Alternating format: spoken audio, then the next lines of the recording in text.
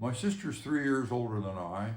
Her birthday is coming up on the 22nd. She's going to be 85 plus 3, 88. And she's in wonderful health. She's totally ambulatory, doesn't need any help showering or washing her own clothes, but she's very happy living in a care facility that Mary and I did sort of an intervention with her 2 years ago. She got angry with us, slammed the door on us, but then we came down here to Nicaragua and spent our little month and a half here and went back, and she changed her mind. And we got busy and helped her get her house kind of sorted out and ready to sell. And then she sold it and moved into the care facility. When she was about 50 years old, working at Portland State, where she did for many years in a clerical job, she finished her bachelor's degree in English literature. And so she's always been interested in English and writing poetry. She's written poetry for years, but she's had a dream of putting together a little poetry book, and she had, I hate to say it, but she didn't have the organizational or skills or assertiveness to get it done by herself.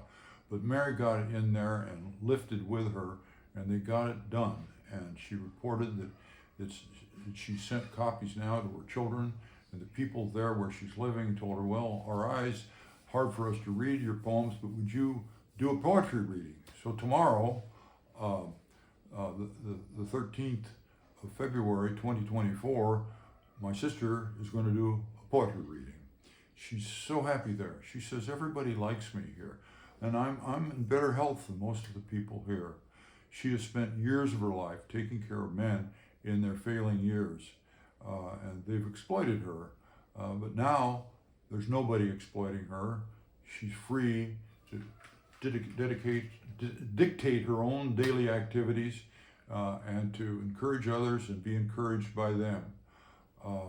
She got that degree in English. She's been somebody who's read and thought all her life. She's a very bright person, and people like her, but she tends to isolate herself. Our mother was terribly driven to can fruit, freeze things, sew things, work, and she recruited Karen into doing those things with her, for her, and the net effect of it all was to create a person who was sort of passive. Very hard for my sister to get up and say, I'm going to do this. So by the time we helped her move, she was more or less sitting, and when the auto mechanic, recovered alcoholic, would wander by her, she'd say, I was thinking it would be nice if. And she was kind of very gentle and just asking for things, but not able to really get on top of it. But now she is on top of it. She's in a good place. The people like her.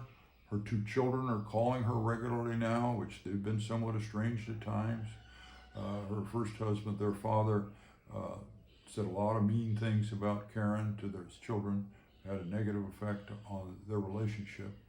But they're talking with her more now, and they're so relieved that they're not going to have to lift the burden of taking care of her.